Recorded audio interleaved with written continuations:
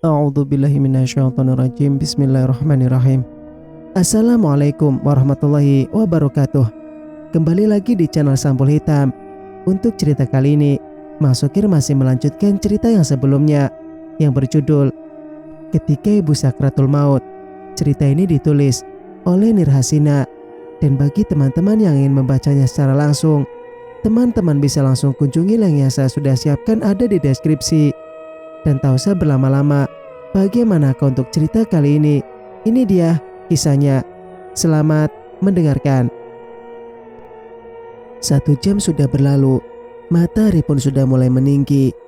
Para pelayat sudah terlihat mulai resah, bahkan sudah banyak yang berpamitan pulang. Sementara itu yang ditunggu tak kunjung nampak batang hidungnya. Sudah ditelepon, Riz? Tanya salah satu tetangga. Aku hanya menjawabnya dengan anggukan. Lidahku tiba-tiba terasa berat untuk berbalas kata. Seiring itu air mataku kembali meluncur. Anakmu tidak datang, Bu. Lirikku dalam hati. Sesak sekali rasanya menerima kenyataan bahwa di hari kematian ibu, kami malah menunggu Bang Sony yang tak kunjung datang, padahal rumah kami masih berada dalam satu desa. Orang lain saja yang tidak terikat darah menyempatkan diri untuk datang. Tapi dia yang merupakan anak kandung malah tidak terlihat batang hidungnya. Sebaiknya jenazah segera disolatkan, Bu Risma. Kasihan beliau kalau terlalu lama menunggu. Ustadz Rahman menghampiriku. Ya sudah Pak Ustadz, semuanya sudah siap kok, jawabku. Bapak-bapak tolong dibantu ya, titah Ustadz Rahman pada beberapa orang yang duduk sembari berzikir menunggu jenazah ibu dikebumikan. Alhamdulillah proses pemakaman ibu berjalan dengan lancar. Semuanya tak luput dari bantuan keluarga dan tetangga. Setelah semua usai, kami bergegas kembali ke rumah. Beberapa langkah lagi menuju rumah, mataku menangkap sosok yang sebenarnya tak lagi kuharapkan kehadirannya. Ya, Bang Sony beserta anak dan istrinya berdiri di depan pintu menyambut kehadiran kami. Baru datang sekarang kamu? Tanya Paman Marwan dengan sinis. Sudah dari tadi, tapi rumah sudah kosong.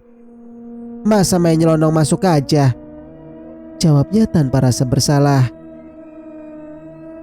Keterlaluan kamu, Sony. Yang meninggal itu ibu kandungmu. Bisa-bisanya kamu datang setelah ini, cecar Biros dengan penuh emosi. Harusnya aku yang marah sama kalian. Kalian itu mengambil keputusan sendiri. Yang meninggal itu ibuku. Seharusnya kalian menunggu kedatanganku untuk mengebumikannya. Kami sudah lama menunggu, tapi kamu yang tak kunjung datang. Sampai-sampai para pelayat berangsur-angsur pulang, tapi kamu tidak juga datang. Sampai kapan kami harus menunggu? Alah, alasan.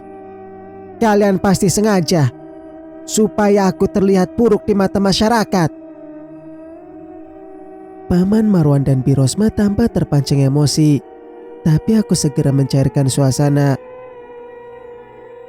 Sudahlah Paman, Bibi, malu dilihat tetangga.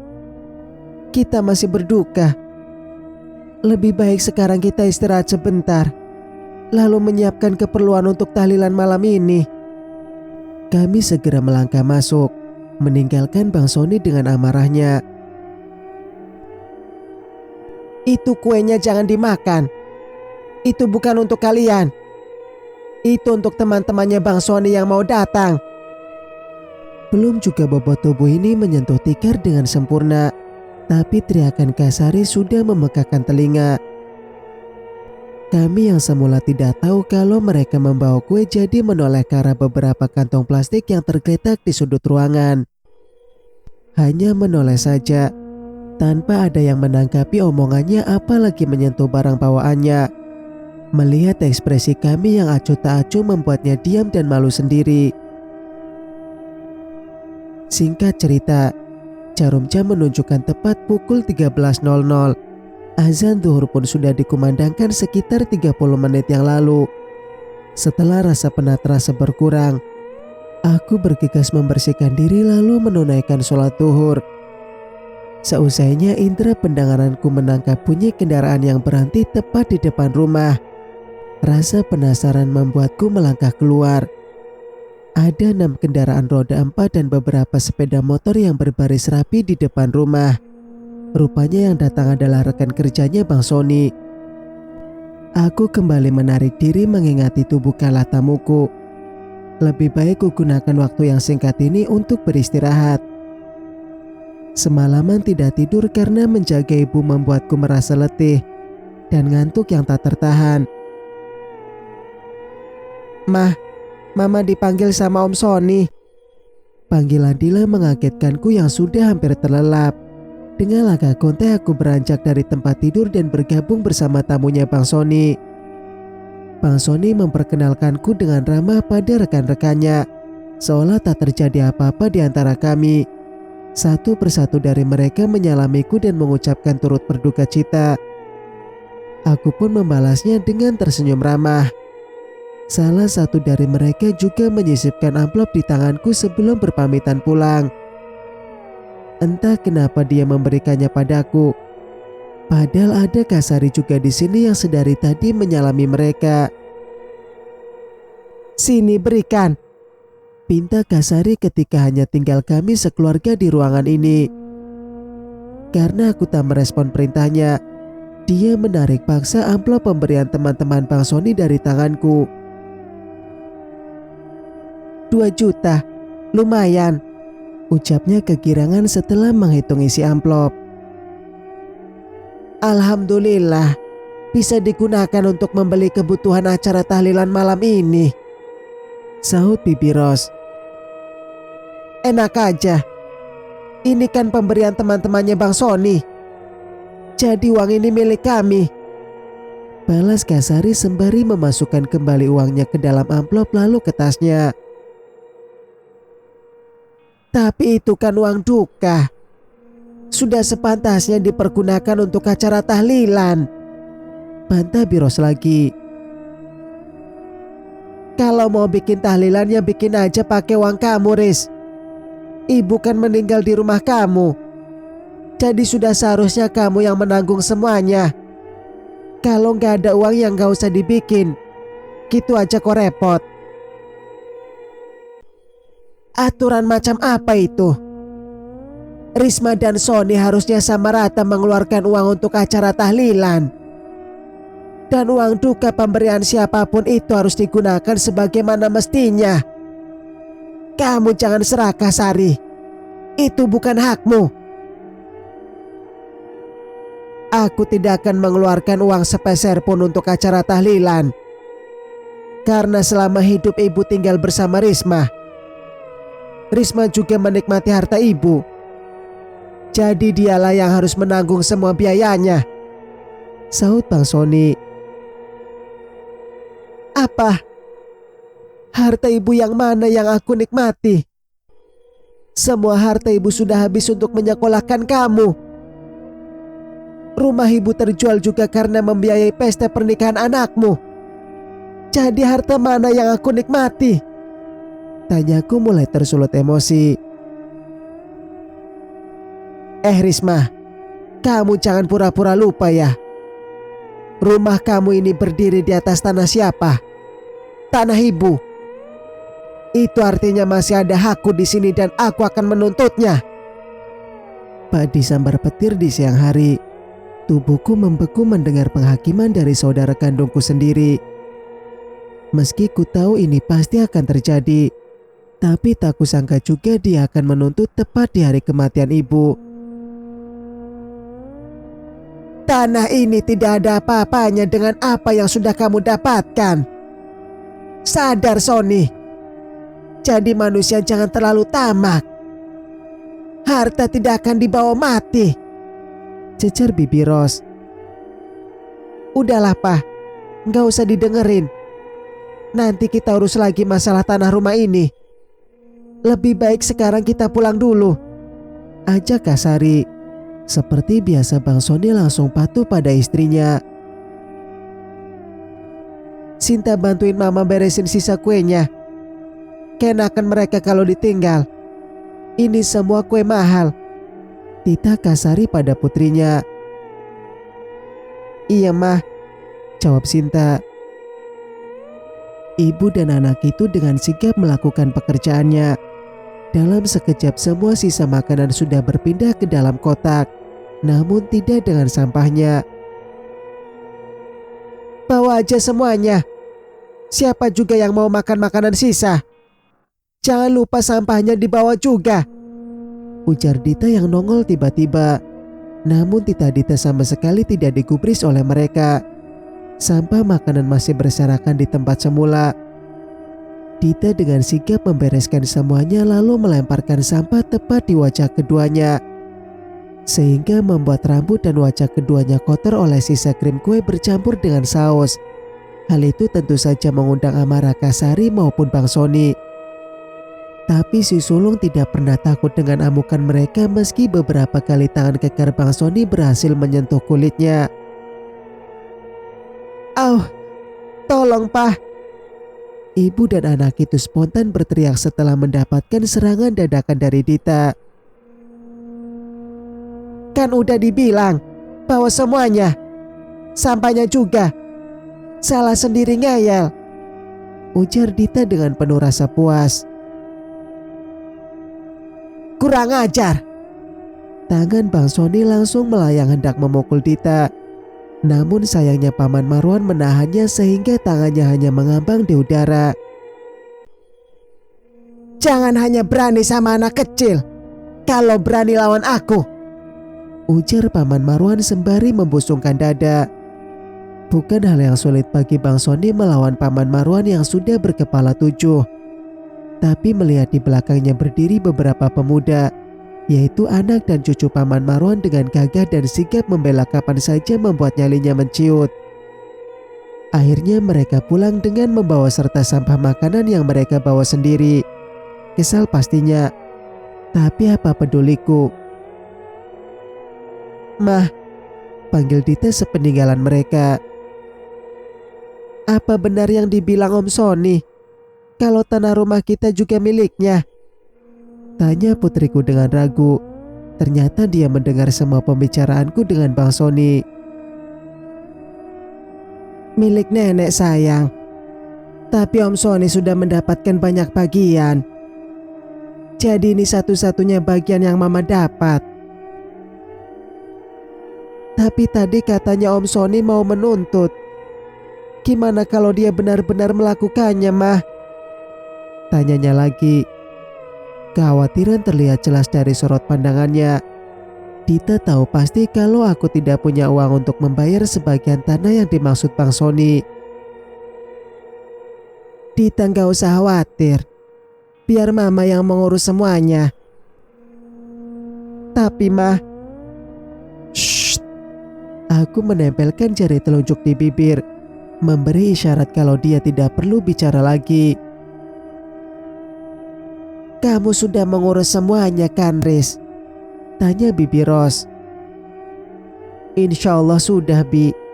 Jawabku tak gentar. Alhamdulillah. Bibi tahu ini pasti terjadi. Syukurlah kalau kamu sudah menyiapkan senjata. Aku mengangguk membenarkan perkataan Bi Ros. Dita yang tidak mengerti dengan arah pembicaraan kami hanya mendengar dengan penuh kebingungan. Singkat cerita, acara tahlilan malam pertama pun berjalan dengan lancar meski tanpa kehadiran Bang Sony. Untuk biayanya aku punya sedikit tabungan dan alhamdulillah cukup untuk acara malam ini. Tapi untuk acara 6 hari ke depan, aku terpaksa menjual perhiasan anak-anak. Tentunya setelah terlebih dahulu membicarakannya dengan Bang Amar dan mendapatkan persetujuan darinya. Tabungan yang kami siapkan untuk pendidikan anak-anak terpaksa kukorbankan untuk memenuhi segala kebutuhan selama 1 minggu ini. Tidak mungkin meminta pada Bang Sony ataupun membagi 2 biaya tahlilan dengannya. Karena bukan uang yang aku dapatkan tapi masalah baru. Meminta pada Bang Sony sama saja halnya dengan membangunkan singa yang sedang tidur. Biarlah semua ku tanggung sendiri sebagai bakti terakhirku pada ibu yang tak pernah ku dapatkan kasih sayangnya semasa hidup. Sekarang memang terasa cukup berat, tapi aku yakin rezeki itu di tangan Allah. Sudah menjadi hal yang lumrah di sekitar tempat tinggal kami. Kalau ada orang yang meninggal akan diadakan tahlilan selama 7 hari 7 malam. Para laki-laki dipanggil untuk sholat maghrib dilanjutkan dengan membaca surat Yasin bersama.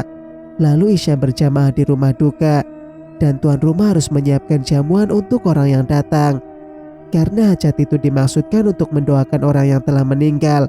Dan makanan yang diberikan juga merupakan bentuk sedekah yang diniatkan untuk orang yang meninggal. Makanan yang dimasak harus banyak, kadang-kadang sampai 500 porsi. Padahal yang datang paling banyak 100 orang. Sisanya ada yang dibawa pulang oleh yang membantu masak.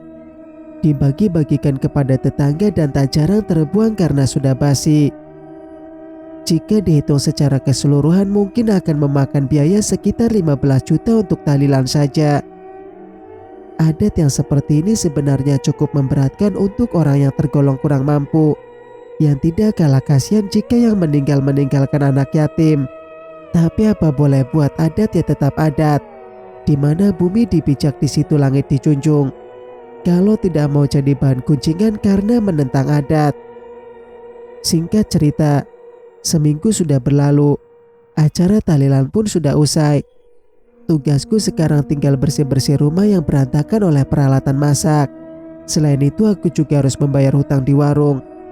Karena selama seminggu ini banyak barang yang diambil dulu bayarnya kemudian di warung Pumuna. Selama seminggu ini Bang Sony sekeluarga rutin datang ke rumah di malam harinya. Di siang hari saat semua orang sibuk bekerja tentu mereka tidak akan menampakkan batang hidungnya. Bang Sony tak lagi mencari masalah denganku. Tak juga membahas masalah tanah rumah ini lagi. Tapi lain halnya dengan Kak Sari. Ada saja tingkahnya yang membuat jengkel. Bahkan makanan pun sengaja disembunyikannya supaya dia bisa membawa pulang lebih banyak dan orang lain tidak kebagian. Ingat ya Riz, sebagian tanah rumah ini masih milik Bang Sony.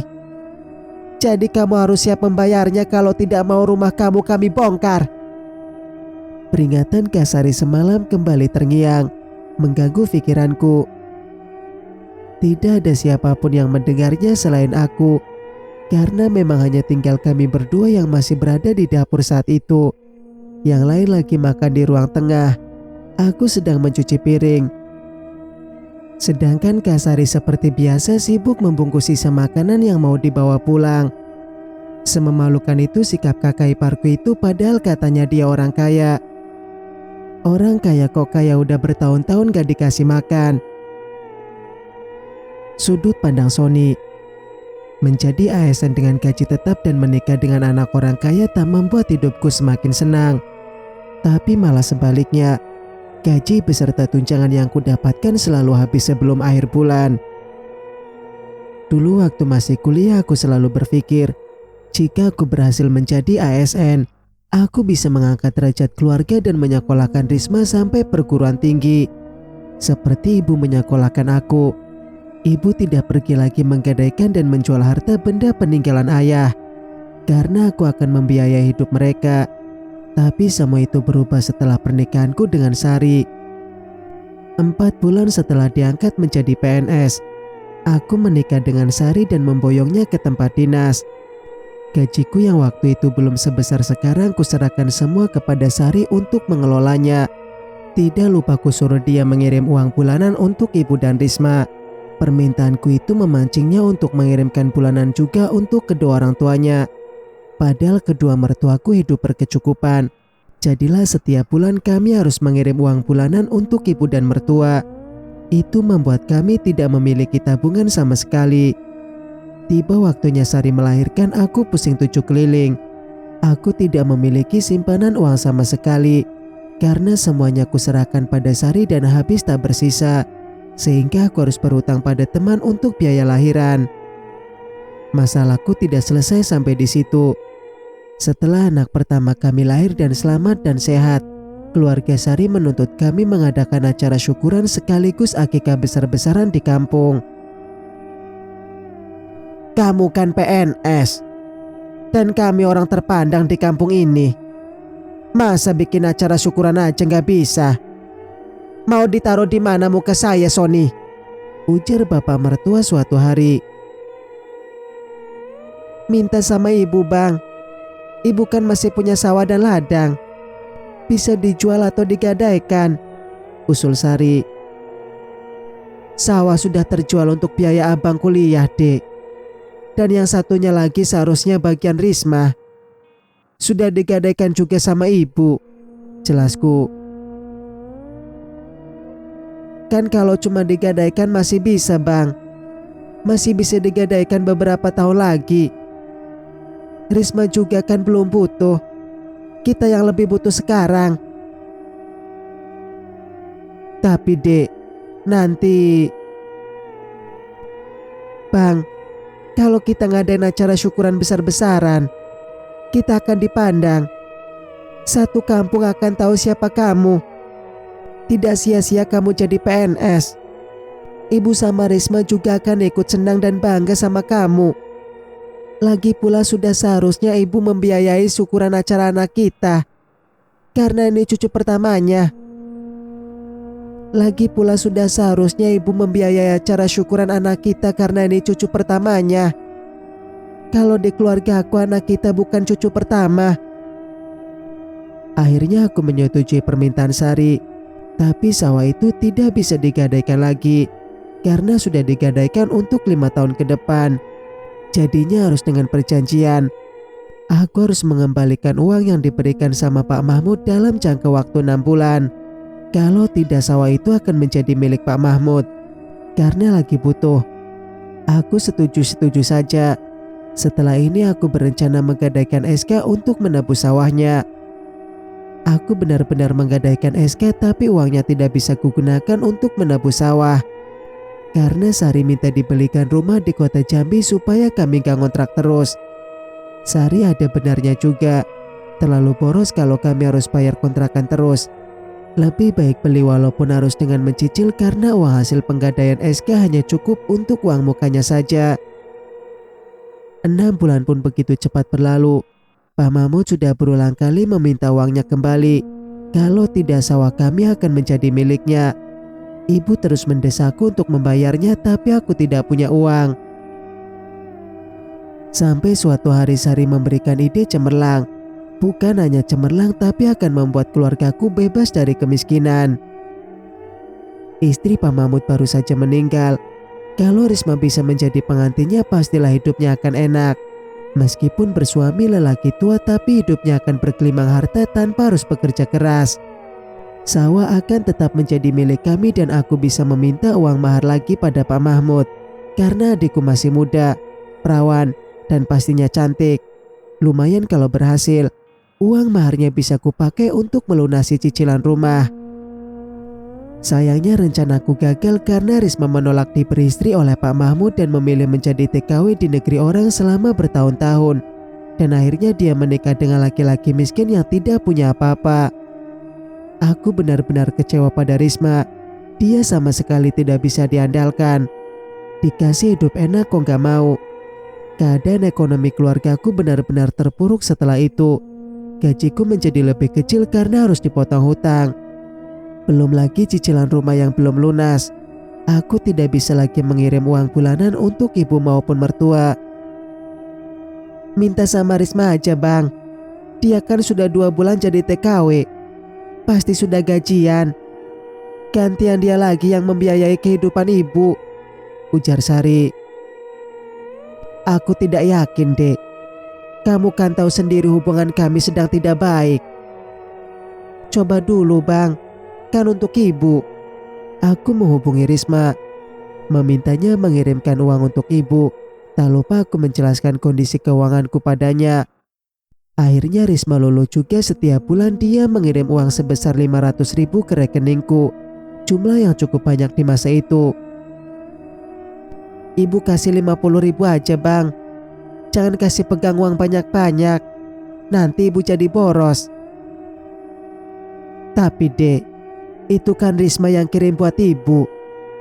Ya terserah ibu lah mau pakai buat apa. Kasih aja semuanya. Tapi Bang, Risma gak selamanya jadi TKW. Kalau udah pulang dia gak bisa ngasih ibu uang lagi. Sedangkan ibu sudah terbiasa dengan uang banyak. Nanti kita juga yang susah. Sari ada benarnya juga. Untuk mengantisipasi kejadian mendatang, biarlah uang kiriman Risma aku yang pegang. Awalnya aku berniat menyimpannya dan akan aku keluarkan saat ibu membutuhkan. Tapi karena keadaanku yang sedang sulit, uang itu akhirnya terpakai juga. Tak tega aku melihat anak dan istriku hampir setiap hari makan nasi hanya dengan tumis kangkung. Kupakai uang itu untuk memberi mereka makanan yang lebih layak. Ibu di kampung, entahlah, aku tidak melihatnya. Entah dengan apa dia makan. Semoga saja uang 50.000 sebulan itu cukup untuk memenuhi kehidupannya. Toh di kampung beras dan sayur-sayuran gak perlu beli. Keadaan seperti ini berlangsung selama 3 tahun. Setelah menikah, Risma tak lagi mengirimkan uang untuk ibu. Alasannya karena dia harus menabung untuk pulang kampung. Rumahmu kan sudah lunas Bang. Gajimu juga sudah tidak ada potongan hutang lagi. Tolong gantian kamu yang kirim uang untuk ibu. Aku harus menabung untuk bekal pulang kampung, ujarnya. Kamu kan sekarang punya suami. Memangnya suamimu tidak bisa membantu ibu? Sudah kubilang menikahlah dengan Pak Mahmud, supaya hidupmu terjamin dan tidak perlu kerja keras sampai mencari makan di negeri orang. Kamu nyari suami yang lebih miskin lagi. Begini kan jadinya. Aku mau menikah dengan siapapun itu hakku. Dengan orang miskin atau kaya itu bukan urusanmu. Sudah cukup abang yang menikah dengan orang kaya. Aku tidak bisa mengirim uang lagi untuk ibu karena berita yang sampai ke sini ibu tidak menerima uang kiriman dariku. Ibu malah kembali bekerja jadi buruh di kampung dan hidup serba kekurangan. Padahal aku mengirim uang yang lebih dari cukup untuknya. Dan satu lagi, ibu masih tidak mau berbicara denganku. Apa maksudmu? Kamu menuduhku memakai uang kirimanmu yang tidak seberapa itu. Ingat ya Risma, gajiku jauh lebih besar dari uang yang kamu kirimkan. Aku tidak bilang begitu. Kamu yang mengaku sendiri. Kalau iya pun, sudah kuikhlaskan. Anggap itu sedekahku untuk orang yang tidak mampu. Tapi untuk kedepannya, aku tidak akan mengirimkan uang lagi. Kurang ajar sekali mulutmu itu. Baru juga jadi TKW. Sambungan telepon terputus. Padahal aku belum selesai melampiaskan amarah padanya karena telah terang-terangan menuduhku memakai uangnya. Walaupun itu benar, tapi aku merasa terhina dibuatnya. Bersambung, nantikan kelanjutannya di video berikutnya. Mang Sukir pamit. Wassalamualaikum warahmatullahi wabarakatuh.